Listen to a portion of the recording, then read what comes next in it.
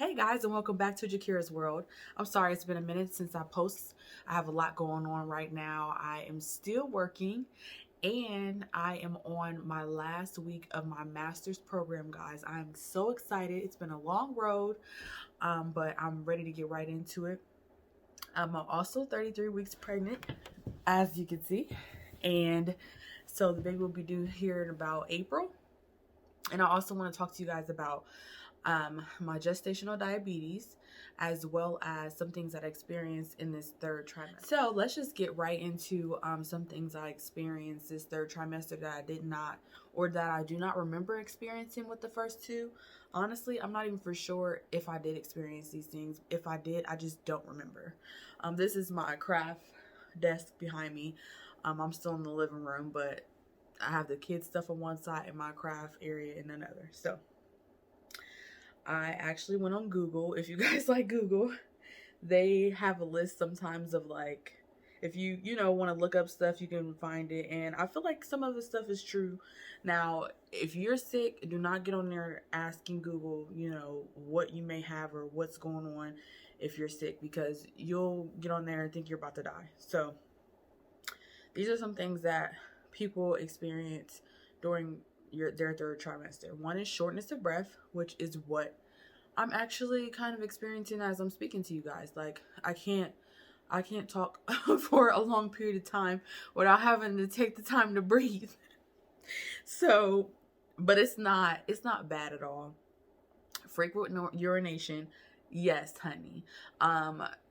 Fortunately, I do not urinate as much during the day, but at night, guys, at night, when I'm supposed to be sound asleep, here come this, my third baby just jumping on my uterus and just, yeah, I urinate a lot. Maybe 5 to 6 times at night, guys.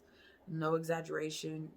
It's really not a good experience, because if you're one of those people where you have to go to sleep throughout the night without getting any bathroom breaks because it just messes up your sleep and you don't have to use a restroom, that's great. I know I did it probably twice since I've been in my third trimester, where I've been able to sleep throughout the whole night without having to urinate. But here lately, I have been doing it maybe 5 to 6 times a night.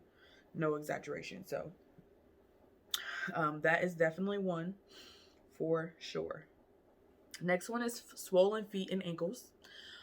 Since this is my third pregnancy, and with this third pregnancy, I have experienced even bigger feet than before. I feel like my feet have grown each time, and unfortunately, I'm not able to fit most of my shoes. I literally wear Crocs again, like every day. So if you want to look at my video and to see the pregnancy must-haves, Crocs they're one of them. If you're one of those people whose feet blow up, especially in that third trimester, like mine did, Crocs are the way to go. So much room, and it just feels good on your feet. And one thing that I did not experience with my first two, or like I said, that I do not remember experiencing, are Braxton Hicks, which is what I started experiencing last night. It doesn't feel good. It starts to feel like a contraction, which is kind of scary, because I'm like, oh no, I'm only 33 weeks. But then I have to think about it like, oh, okay, it may be Braxton Hicks. So for that, they say like drink something or eat something and you guys should be fine. But the only thing is, like, what if it's not Braxton Hicks? So yes, that's what I've been experiencing. And also something that I did not find on Google or on this specific page was I do like experience like maybe sharp pains in my back sometimes, and I'm not for sure if that's because of how he's laying, and I do feel him a lot more because I believe my placenta is in the back, so I can feel him like every movement that he makes, and he moves a lot, which is great, because when they start moving and stuff, it's like, okay, I know he's okay. So let's just get right into this gestational diabetes, guys. So for you new moms out there, if you have yet to take your glucose test, I'll talk to you about that first. The glucose test is basically a test that you take, and they would check your blood sugars to see how your body your sugars to see how your body breaks them down.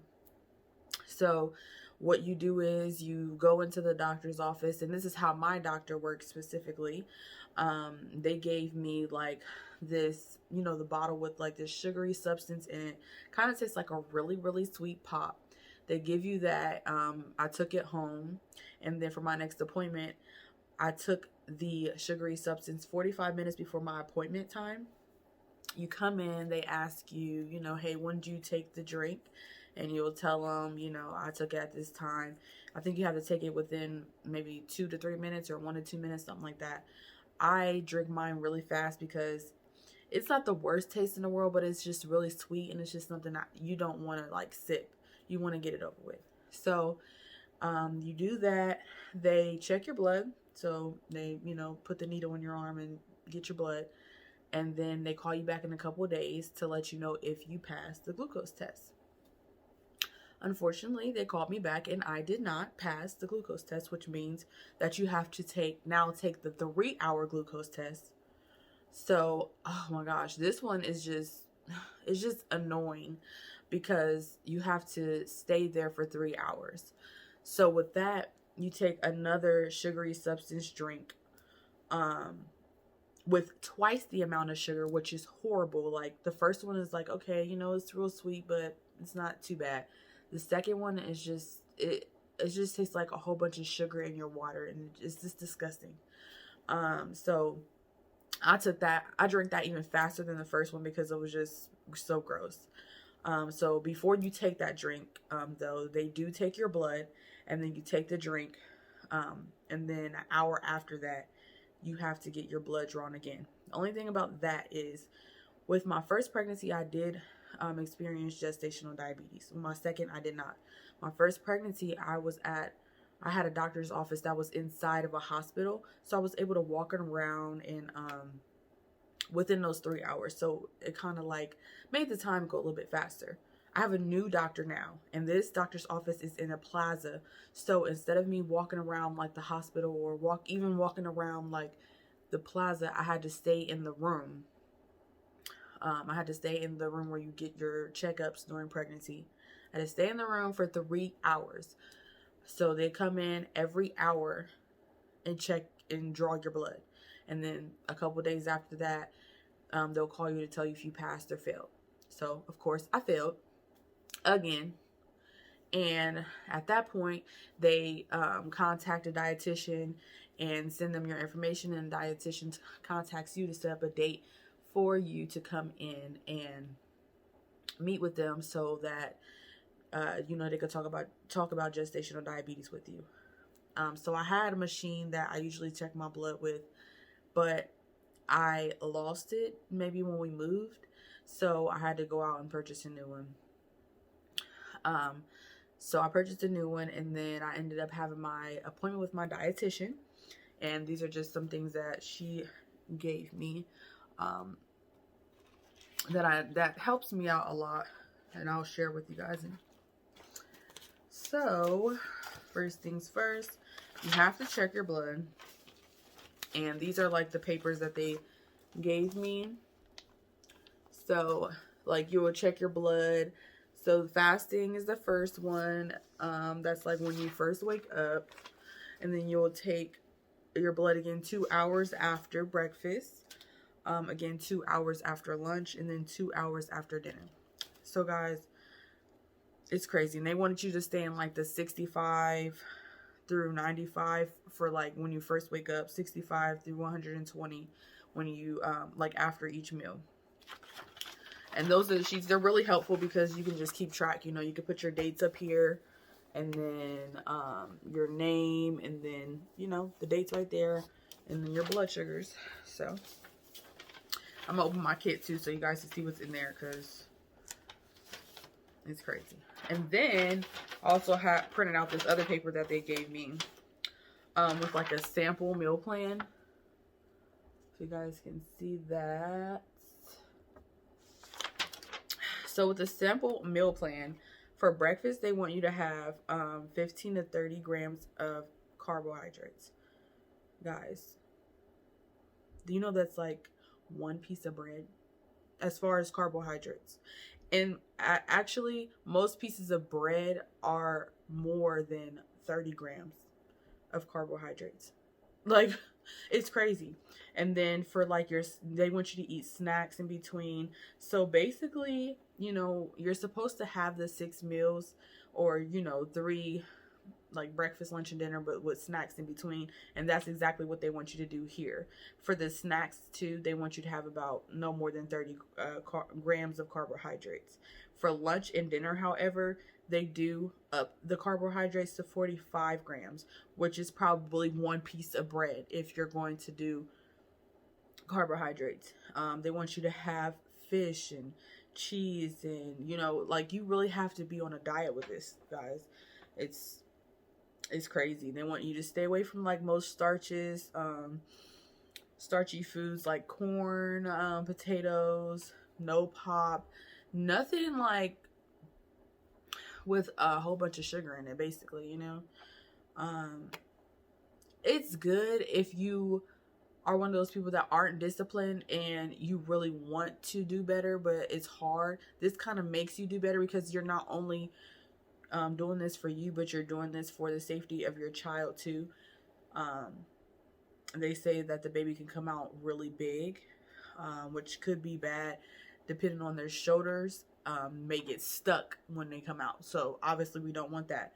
So it's a good thing that they put you on the diet, and that they give you this sample plan for you to work from, so you won't be overwhelmed, guys. And this is my kit, my little my little kit that I use to check my blood 4 times a day. So this is the thing that you poke your finger with. These little needles go inside. These little needles go inside of it. They provide me with some alcohol swabs as well. Little test strips to go inside to check your blood. That's what you would put your finger up to. The blood just goes through it and it checks your blood. And then this is the tool. At the top right here is where you'll put the test strip, and then it'll check your blood. So my last one was a 96, which is great.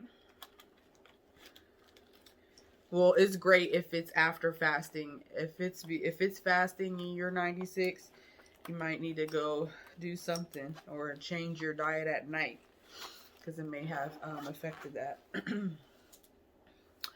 But guys, I'm getting closer. Yeah, right now I'm 33 weeks. I'll be 34 weeks this coming Thursday.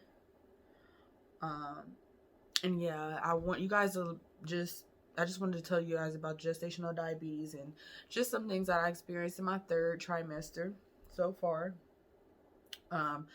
Just know that, if you are experiencing gestational diabetes, it's a good thing that you know about it, so that you can prepare yourself for after the baby. A lot of people that have gestational diabetes are pre-diabetic after the baby. So it may be a good idea to stick to the diet or something close to it, because usually after you have the baby, your blood sugars are back down, and they usually check it about 6 weeks after you give birth. So that's a good thing. But I thank you guys for watching. I hope you have a wonderful day. See ya. Oh, make sure you like and subscribe, okay? And comment and let me know if you experienced gestational diabetes, how that was for you. Also, let me know, what you experienced through your 3rd trimester that kind of scared you, or just some things that, that you went through. I want to know about it too. I'm just here to talk to you guys, and I want you guys to talk to me too.